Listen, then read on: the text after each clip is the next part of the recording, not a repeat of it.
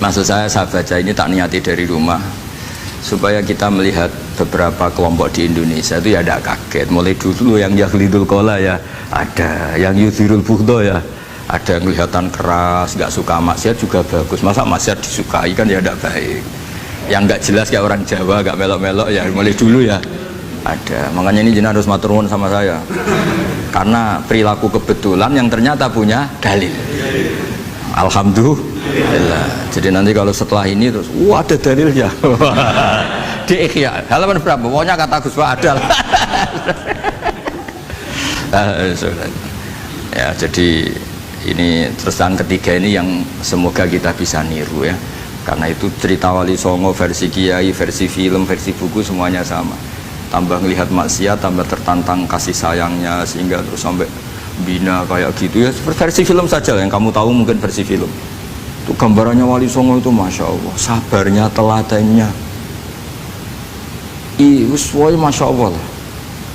Darani wudu'e raup, darani syahadatane sekaten. Soalnya darani jimat kalimat soto, jimat syahadat itu maksudnya itu. Wong itu kudu de merah delimo itu dalimo. Dalimo ya tauhid. Itu kata Mbah Mun itu orang dulu malah gua golek merah delimo akeh, aduh ribet.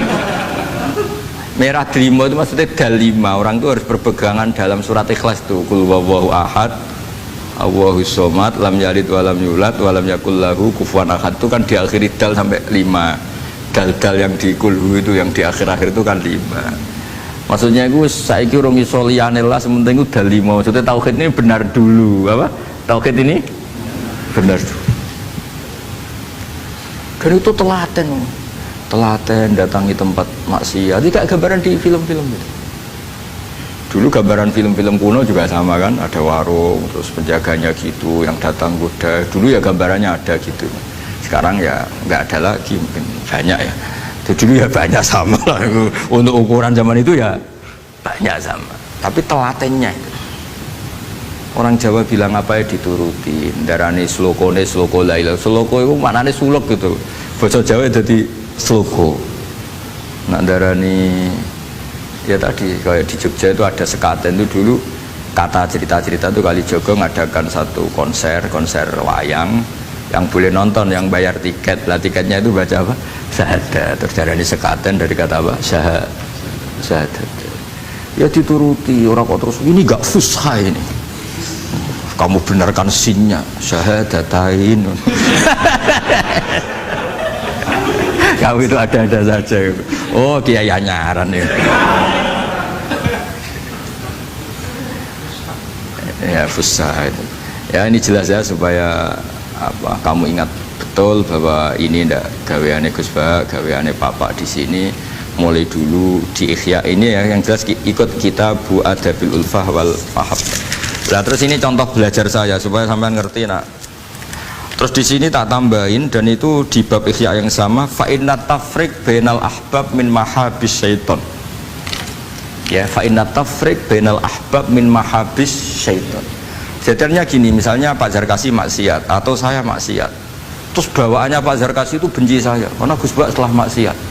Berarti tafriq bainal mu'minin, yaitu min mahabis setan. Setan suka, wah saya alhamdulillah orang Islam nggak saling mencintai, nggak saling menyayangi, sekarang sudah ditafriq.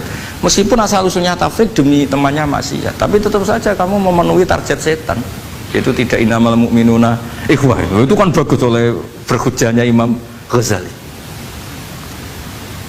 Artinya gini, ya oke lah kita benci maksiat, benci ketidakbenaran, tapi jangan pula punya akibat tafriq itu kalau itu sesuai target setan itu gitu. Makanya kita dengan kelompok yang berbeda ya berusaha tetap saling mencintai, saling cara bahasa politiknya merangkul. Kita kan tidak politikus. Kalau politikus merangkul kan ke partainya, kalau kita kan kiai ya merangkul supaya jadi baik.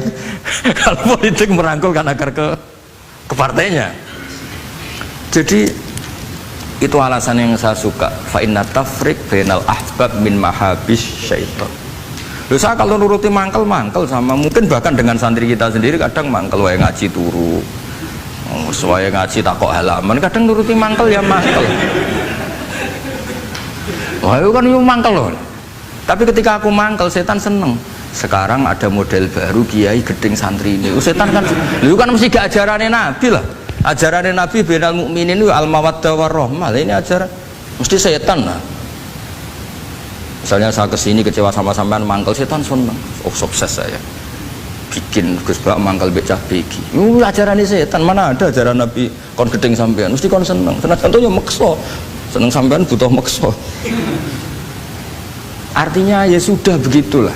Jadi kalau sampean nggak bisa dakwah secara baik, minimal ngerti targetnya setan tuh at-tafriq bainana wa baina ahibbaina, bainana wa bainal mu'minin, bainana baina ummati Rasulillah sallallahu alaihi wasallam. Maka misi setannya harus kita batalkan, kita kalahkan.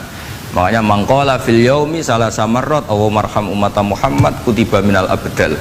Karena itu termasuk perlawanan terhadap setan. Setidaknya meskipun kamu tidak bisa aplikasi nyata senang setiap orang Islam, karena kita manusia ya, kadang bawaannya gak cocok, bawaannya gak simpatik, tapi setidaknya di depan Allah kita masih berdoa marham ummata Muhammad wa ma asli ummata Muhammad wa ma tajawaz an ummati Muhammad. Setidaknya Allah tahu kita lah bahwa watak dasar kita itu ingin mencintai orang Islam. Cuma keterbatasan kita, bawaannya mudah terprovokasi, mudah benci. Tapi ini biar basariyah lah gitu. Tapi mental kita ya